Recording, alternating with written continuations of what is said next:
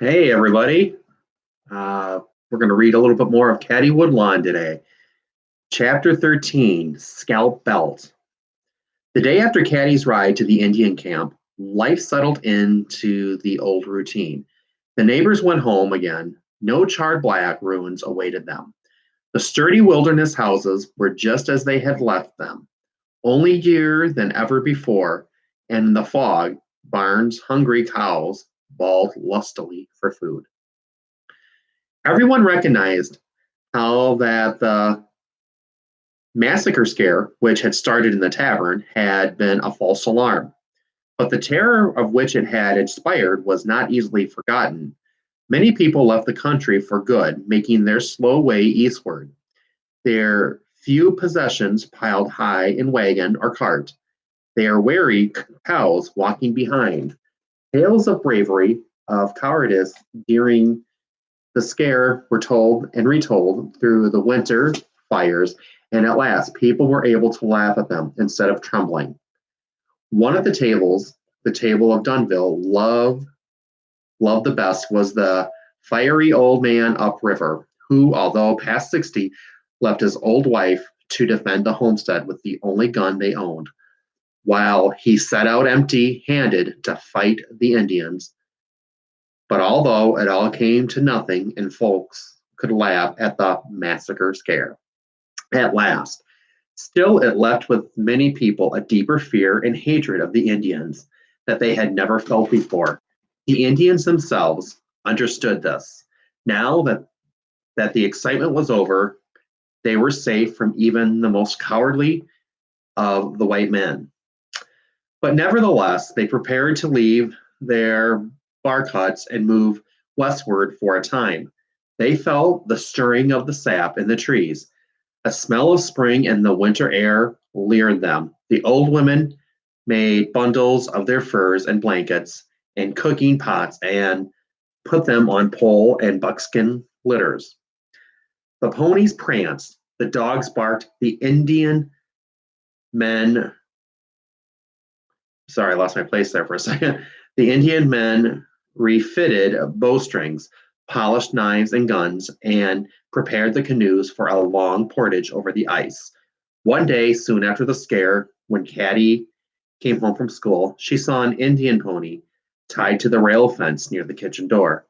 Clara ran out of the front door to meet her. Okay, Caddie, she said, do hurry. Indian John's in the kitchen and he wants to see you. He won't say a thing to the rest of us. Father's away and Mother and Mrs. Conroy are nearly frightened out of their wits. He's got his terrible old dog with him and his scalp belt too. Caddie ran around the house and opened the kitchen door. Between the cook stove and the table sat John, bolt upright with a large piece of dried apple pie in each hand.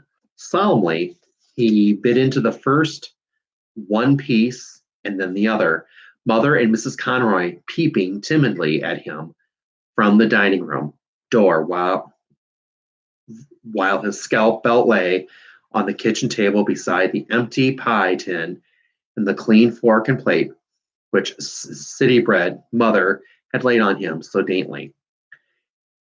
At his feet lay his dog, licking its front paw with a slow red tongue. Why, John, I'm glad to see you, said Caddie. She stooped and patted his dog. The dog stopped licking his paw for a moment and looked at Caddie with affectionate eyes, meaning the dog seemed like it was liking Caddie very instantly, if they're saying affectionate. Him hurt, said John. Him caught paw, him caught foot in trap. Caddie bent closer over the foot. Why, so he did, poor thing. You like him, dog? Said John. Absently, he opened a square of calico which he had tied to his belt, disclosing an odd assortment of bones, bit of fat, and odds and ends of food. To this collection, he added the last scrap of the dismembered pie, folded up the cloth, tied it again to his belt, and then knelt down to examine the dog. Of course I like him. He's a good dog. Missy Red Hair got no dog? No, said Caddie, slowly, her eyes filling with tears. Nero, our dog, he's lost. Look, John, he go way. John's people go way. John's dog no can talk. John go far far. Him dog no can go far. You keep? Yes, John, said Caddie. I'll keep him for you. May I, mother? Mrs. Woodlawn nodded at her from the dining room door. Oh, I'll be so glad to keep him. John, I love to have a dog. Good, said John. He straightened himself and folded his arms. Look, Missy Red Hair, you keep scalp belt too? The scalp belt? Echoed Caddie uncertainly. She felt the odd prickling sensation up where her scalp lock grew, and she looked at the belt with its gruesome decorations of human hair. Him very old? Said John, picking up the belt with calm familiarity. John's father, great chief, him take many scalps. Now John no do, John have many friend. John no want scalp. You keep? John held it out. Gingerly, with the tips of her thumb and first finger, Caddie took it. What shall I do with it? She asked dubiously. You keep, said the Indian. John come back in moon of yellow leaves. John now far, far, him might lose. You keep? Yes, said Caddie. I keep. When you come back in the moon of yellow leaves, I will have it safe for you and your dog too. Missy Red Hair? Good girl, said John. He drew his blanket around him and stalked out. From the doorway, Caddie watched him go. His dog limped to the door, too, and Caddie had to put her arms around his neck to keep him from following. Goodbye, John, she called. Have a good journey. John was already on his pony. He raised an arm in salute and rode quickly out of the farmyard. We, of all things, cried Mrs. Woodlawn, bustling into the kitchen with a great sigh of relief, meaning they were happy that situation was over for him. You do have a way with the savages.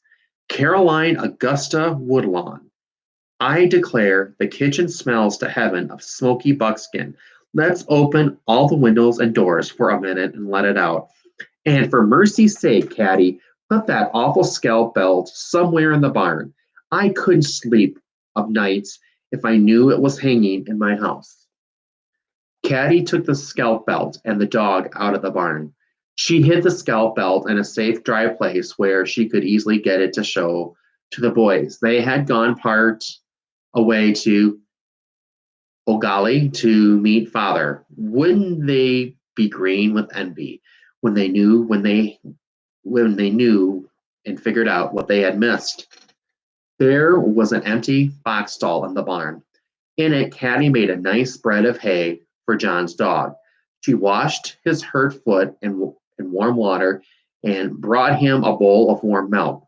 Then she covered him with an old horse blanket and sat beside him, stroking the rough head. He was an ugly dog without Nero's silky coat and beautiful eyes, but he licked her hand gratefully, and already Caddie loved him. I've got a dog, she whispered to herself. I've got a dog of my very own to keep until John comes back. And she was unaccountably how happy. So the boys found her when they burst into the barn a few moments later. Ma says you've got an Indian John's scalp belt. Let's see it. Let's see it. All right, but no snatching. I've got to keep it nice for John when he comes back. Keep it nice, jeered Warren. I never knew a scalp belt could be nice. Well, this one is, Master Warren, said Caddie.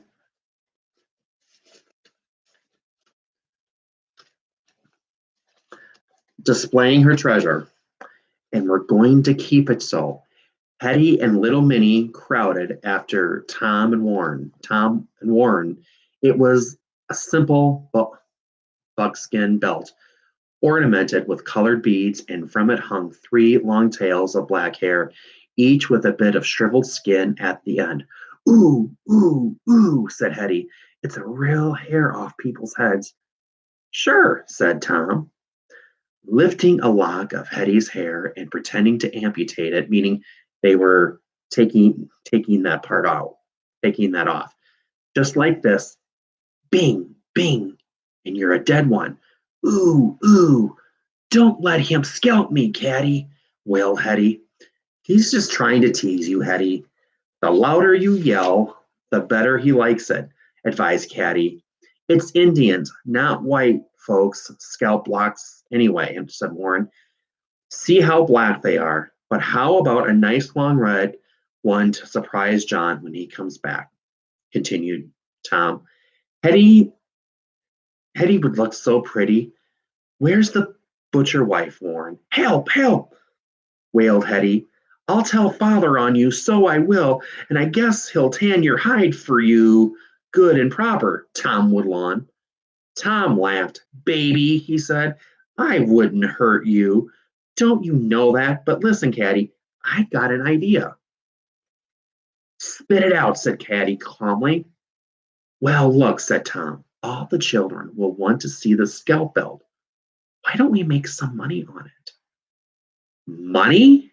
Echoed Caddie incredulously. However, how could we make money on a scalp belt? Well, maybe not exactly money, but we could charge pins or marbles or arrowheads or whatever anybody had to give us to let them take a peep. Do you see? Yes, said Caddie, her face brightening. Yes, I see. A sort of peep show. But we couldn't let them handle it, Tom. John will come back for it in the fall, and it would be better if it were all worn out. It belonged to his father, who was a great chief and who cut off those scalps himself. John's so proud of him. Said Tom. I'm glad I've got something better than that to be proud of my father for. But listen, Caddie, we won't let them touch the old thing. When you said peep show, it gave me another idea. We'll hang it up in a box with little curtain in front of it, and after the children have paid their admissions, we'll draw back the curtain and let them take a look. What a bully idea, shouted Warren. Even Hetty forgot to look grieved and put upon and shouted, Bully!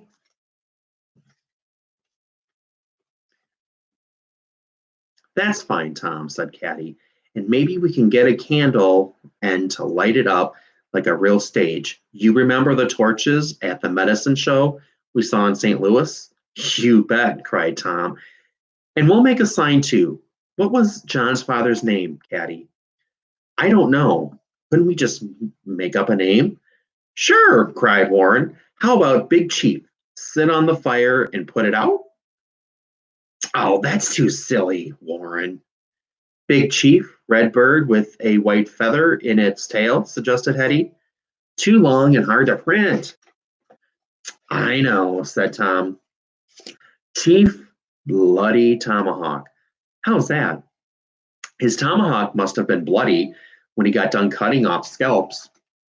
Ooh, you gave me the shivers, Tom, wailed Hetty. All right, agreed Caddie. We'll call it Big Chief Bloody Tomahawk's favorite scalp belt. And if he had lots more and just tossed this one off in a jolly moment, chuckled Tom. Let's have the show next Saturday afternoon. All right, let's. Oh, please, may I tell? Begged Hetty. Suddenly they all looked at her, and astonishment and delight dawned slowly over their faces. At last, Hetty was going to be useful. Sure, Hetty. Tell everybody you see. Tell everybody in the whole country. The more children that come, the more we make. Go ahead and tell everybody. Hetty could not believe her ears. Thus, to be urged to tell, when usually they set upon her and held her mouth at the very suggestion of telling anything. She looked from one to another for confirmation. Go ahead, said Caddie kindly.